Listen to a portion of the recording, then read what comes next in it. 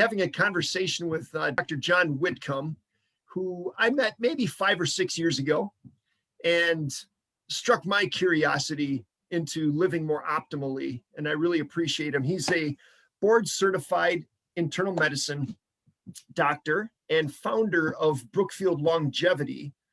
And I'm never quite sure how to introduce folks like you. Are you a functional medical doctor? Are you an integrative medical doctor? What are you? Yes to all of the above. I'm a board certified internist. Internist, yeah. But I've decided that there is a whole world of prevention, and that actually keeping people at optimal functioning prevents disease and extends health span. So the real goal is, how do we, instead of treating disease and diagnosing and treating illness, and most of us are lazy and we don't go to see a doctor if we don't have to, which is usually a pretty good strategy. But by default. By default. But in fact, we now know that we can navigate a longer health span. I want you to have a brain span that's 100. I want you to have a health span that's 95, and that you have a very short end of your life. Yeah, the Grim Reaper gets all of us. Well, that's how do we optimize how the body functions? So functional medicine comes from that. It's really what internal medicine should be, in my humble opinion. Humble opinion. I agree wholeheartedly. So I thought we would have a conversation about, and you can give more detail to it. We can talk about vitamin D. We've talked about it before. I think it's worth bringing up again, because in my naive understanding of the function of vitamin D, it's very inexpensive, and it really, really is a great foundational piece to help boost your immune system. And what you've taught me, and what I do understand, is that when we talk about longevity, we're really just talking about your immune system. We're just talking about, if you got a robust immune system, you're going to age well, or a lot better. Well, we're an integrated body, and you can't have a dysfunctional immune system and live long. Fair enough. Right. Simply stated. So we're here in Wisconsin. We're recording this in the beginning of February. I know that your vitamin D levels are really good. I know that mine are very good, but most of the population in the Midwest has got low vitamin D levels. The data shows, there's published research, the data shows that Caucasians living in Wisconsin who are not taking vitamin D will get a blood level of about 10 to 15 in the winter, nanograms, and they'll hit about 45 in the summer. But skin type 3 is Central Europeans, German, Polish, English, French. Skin type 2 are the freckled, red-haired Irish, Scots, Swedes. Skin type 1 are those literally virtually white hair folks in northern Russia, northern Finland. They get sunburned in 5 minutes of sun. Right. Skin type 3 will get some suntan. Skin type 4 are Italians, Spaniards, Moroccans, Middle Easterners. Skin type 5 are Indians from Central India, Chinese. Skin type 6 are the Black Africans. We have many skin type 6s in Milwaukee. Right. Their blood level will be, I have measured 1,000 on my own. Their blood level will be in the winter 4, and in the summer 12. Wow.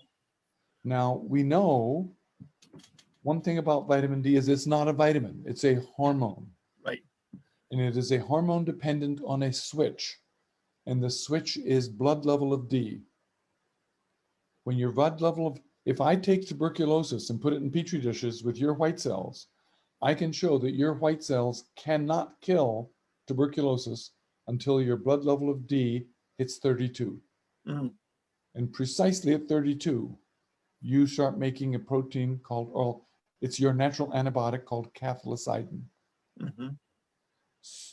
So this is how D is carrying out its fundamental role, and that is, it is your stem cell turn-on hormone. Every organ needs stem cells in it. And without vitamin D, you won't activate your stem cells.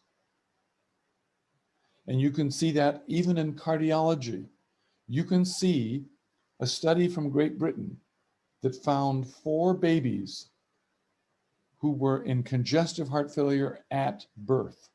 Big, huge hearts in their chest. They were on all sorts of meds, oxygen at home. And then somebody said, let's check their D level. And they all had D levels of 0.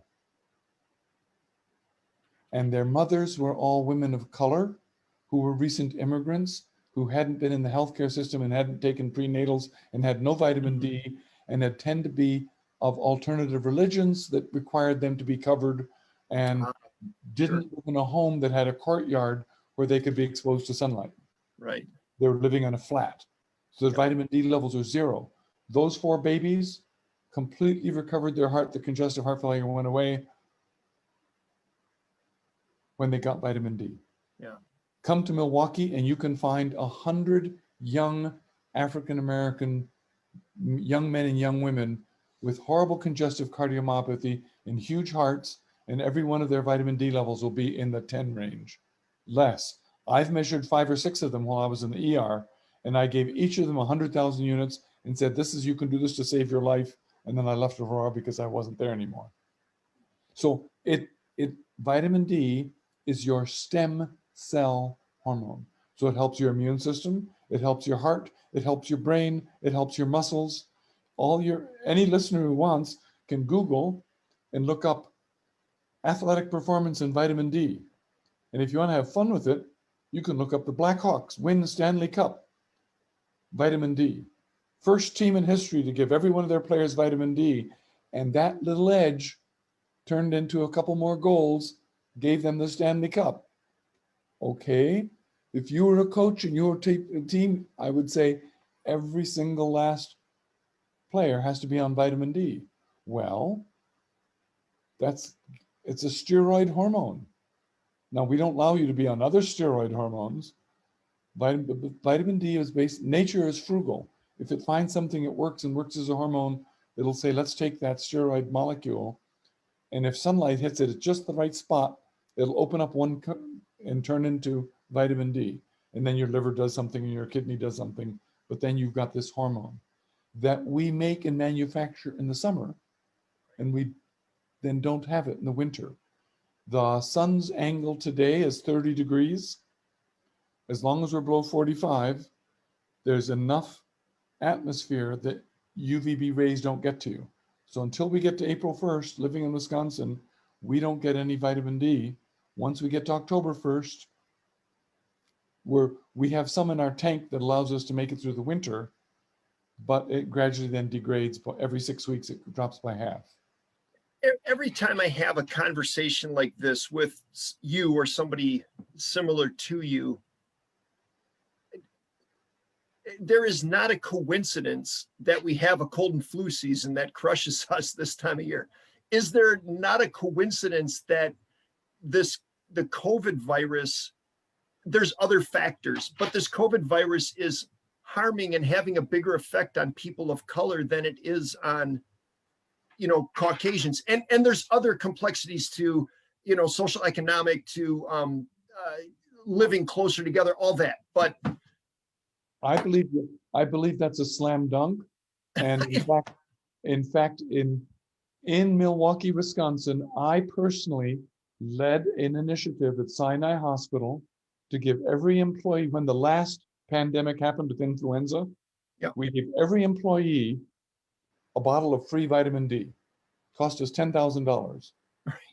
And then we measured our absenteeism compared to the other 14 hospitals in Aurora Healthcare. Yeah. And over the course of 3 months, our hospital had absenteeism go down, and the other 13 hospitals went up.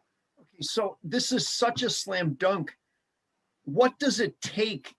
Let's just take Milwaukee. I don't need to change the world, but how do we change our community to go, folks, you need to, and it's cheap. Everybody can afford vitamin D. It would be cheaper to give everybody vitamin D than be paying for 1 day of COVID in the hospital for one patient. You Agreed. could do the whole city with vitamin D. It's that cheap.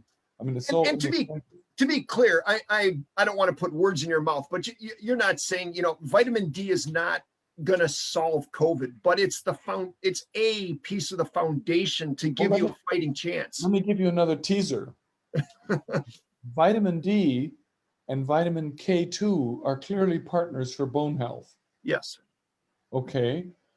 Go to Japan and look at the district around Fukushima, which is where the power plant, blew up and all that stuff and all that. Okay. 16 million people. That happens to be the district that eats the most natto. And natto is fermented soybeans, the highest food source of K2. I know you've tried it and you're not a fan. Right. So this happened. Guess how many deaths they've had in that district of 16 million people? 16 million people. How many deaths have they had from COVID so far? 1. Wisconsin's had 5,000 and we only have 6 million. So if you imagine, so there's something spooky about vitamin D and K2 that work together in our immune system that hasn't been explored or hasn't been understood yet. But I believe that catapults your immune system even higher. So